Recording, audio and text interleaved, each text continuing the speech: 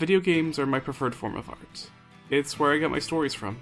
My favorite characters, songs, narratives, they all come from games. I have a very personal connection to the games I hold dear. So is it any wonder I cherish representation of those like me in this medium? My name is Aitor. I am autistic, and today we will be discussing 4 examples of autistic representation in video games. 2 of which are coded as autistic, and the other 2 are explicitly stated to be on the spectrum. Before diving in, let's get into some terminology. Autism spectrum disorder is a neurological and developmental condition which is commonly characterized by difficulties in communication, repetitive behavior, and any number of sensory problems. It's referred to as a spectrum due to cases varying wildly from person to person. It's commonly described as a neurodivergence. It's not something to be cured, our brains are literally wired differently. As for coding, within fiction it describes cases where parallels are drawn between a character/culture and a minority group, intentional or otherwise. For example, Malos in Xenoblade 2 has a close personal relationship with Jin, being the only person he shows any respect for. He speaks of Jin with intimate language as the sole man who gives his life purpose. This paired with a hug the two share, an act of intimacy which Malos doesn't extend to any other character, along with his general disinterest in women, or most people for that matter, lead many to interpret Malos and Jin as a gay couple, an interpretation Malos' English voice actor David Mencken agrees with. As such, Malos and Jin are queer-coded, because there is information which lends itself to this reading of the characters without it being stated outright. Our opening character of this discussion is Futaba Sakura from Persona 5, a teenage girl possessing a fascination with computers, games, and anime. Futaba has many autistic traits. Her diet is very limited, possibly due to sensory issues. She can be very hyper-focused on tasks related to what interests her, ignoring what's outside of her bubble as a result, and of course, difficulty socializing and communicating. Though there's definitely some social anxiety mixed in there. There's 2 scenes in particular I want to go over. In the first, Futaba's friends attempt to communicate with her, to little success. On a whim, Yusuke rearranges her Neo Featherman figures, swapping their parts around to create a more dynamic composition. He gets scolded for this, and promptly, an off-screen conversation on the figures take place, Futaba being more vocal as a result. It can be difficult for us to integrate into conversation, so our hyperfixations and special interests, intense fixations on specific topics, and extreme enthusiasm for something specific respectively, allow us a means of naturally entering with something we're familiar with, which segues neatly into the second scene. Here, Futaba meets a protagonist's friend Mishima. Upon determining him to be unremarkable, she asks Joker if Mishima is an NPC. Now, this interaction may seem like a joke, and it mostly is. However, there is some truth to it. For autistic people, it can be genuinely helpful to explain more complicated subject matter, like social interaction, through our interests. And this use of game terminology to understand things is something Futaba does a lot, notably describing the protagonist as a key item to explain her feeling security in his company. Next up, Akane Kurashiki from 999. Akane talks a lot. She has a special interest in pseudoscience and conspiracy theories, and goes into extreme detail when she infodumps. Infodumping is where a neurodivergent person speaks for an extended period of time about something they are enthusiastic about. Many of us fear this may come off as annoying for the other person. Because of this, infodumping is often a sign of trust. Many would go as far as to describe it as a love language for us. For the other person to actually listen, to care about what we have to say, means a lot to us. I already hinted at this affection earlier, for the friendship Futaba and Yusuke are able to establish through Neo Featherman. And this form of bonding is shown to an extreme degree in the following scene during an investigation of the ship's kitchen. Akane, the protagonist Junpei, and their friend Santa are trapped in a freezer midway through their escape attempt. Santa makes an offhand comment about Ice 9, which leads Akane to go on a major tangent on the subject. Here, you have a choice. Junpei can either engage with the conversation, or ask the pair to stop. And without getting into spoilers, engaging with this conversation is one of the requirements for the game's good ending. Now, admittedly it's a little ridiculous, having a long and elaborate conversation instead of attempting to not freeze to death. Logically, it's the wrong move. Emotionally, however, it rewards you for making a connection with Akane, critically, on her own terms, instead of pushing her to communicate in a way that seems unnatural to her. Coding is a tricky thing. For one, it's no substitute for actual representation. Secondly, it's entirely possible for coding to be on accident. However, these characters still resonate with many on the spectrum, myself included, and as such I find them to be worthy of discussion. Now we get to River Wiles, a major character in To the Moon. She's the wife of focal character John Wiles. The game follows the pair of scientists exploring his memory in reverse, with the hopes of altering it to fulfill a lifelong dream before he passes. Admittedly, I'm cheating a little here. River isn't stated to be autistic in-game. As a matter of fact, the word autism doesn't appear once. However, despite not saying it outright, it's very clearly the intention, and was confirmed in an interview with the devs. Taking like the character River, for example, I think it was interesting, and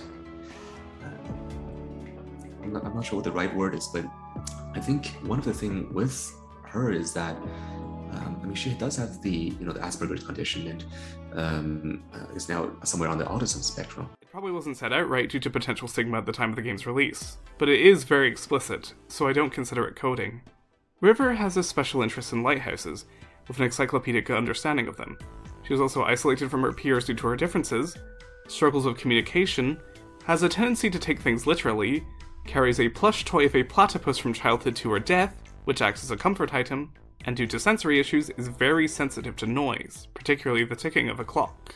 Lastly, a doctor spoke to her about how her late diagnosis caused her plenty of difficulties she wouldn't have otherwise. To the Moon is notable for actually featuring 2 autistic characters, the second of which being Isabel, a friend of the Wilds. Isabel was diagnosed at a young age, and was taught to mask as a result. She goes on to talk about how she both envies and pities River, pity due to the difficulties she faced, but also envying how River never had to pretend to be anyone other than herself. Izzy feels like an actress, always putting on a performance of normalcy for those around her. A depressingly accurate reality for some of us. And while not a part of the diagnostic criteria, rejection-sensitive dysphoria is quite common for us, so faking normalcy seems like the comfortable alternative. But it doesn't have to be like that. As a teenager, John asked River out on a date to the cinema. Heartbroken on the assumption he was stood up, the young Wiles leaves the theatre only for River to quickly catch up to him. As it turns out, she took his advances at face value. He wanted them to see a movie together, she saw no romantic intent, and fulfilled his request in a letter. And John laughs.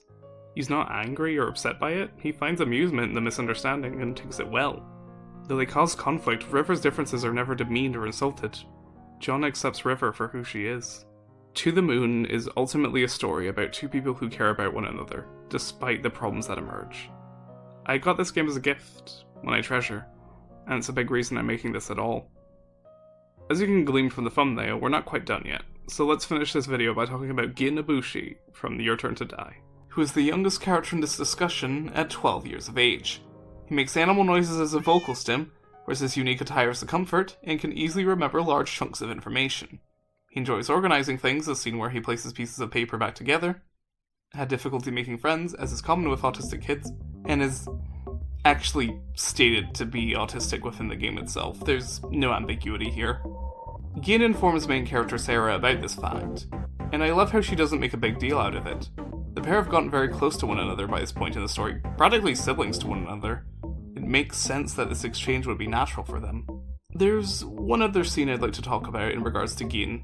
See, Your Turn to Die takes place in a death game, and revolves around a vote. Each round, participants are forced to vote on other players, the person with the most votes being brutally killed with whatever death trap the mastermind feels like using that week. 2 votes take place per round. The first narrows the vote down to 4 candidates who are then voted once more by the whole group. In the ensuing discussion of round 1, Jotaro Hamburger over here suggests that they narrow it down by choosing those who are least useful, get included for being a kid. Hiro doesn't know he's neurodivergent, and even then he is very much in the wrong, the story being very explicitly clear on that fact. However, this moment sticks out to me, as this sort of thinking fuels ableist and eugenicist rhetoric. The idea that a person's worth is determined by how much they're capable of doing, the help they need, and how frequently tasks can be accomplished by them. Admittedly, this topic is outside my wheelhouse of expertise, and I'm sure many have discussed it with far more proficiency than I ever could. But in the off chance someone needs to hear this, let me just say, your worth isn't determined by how capable you are, or how much you can do. It's by who you are. By being a human life, you inherently have that worth. Circling back on topic, what I like so much about Gin is how he's not hyper-competent or anything. He's just a normal, if slightly cartoony kid. A kid with strengths and weaknesses that someone on the spectrum would naturally possess. So many autistic people on television are super geniuses with unparalleled ability. And while this isn't negative, it does create a very specific image of autism in the general public, which in turn creates a model minority myth. Autism, as said before, is a spectrum, and encompasses so many varied experiences, and the characters I've discussed show that variety. By ignoring those experiences, you may close yourself off from interesting story opportunities. The previously discussed To the Moon revolves around autism. The story would be radically different without it. Autistic people can be more than just the stereotypes we're boxed into. You can be partners, loyal companions, leaders, and more. Thanks for watching. Like, subscribe, and click the bell if you feel so inclined. Bye!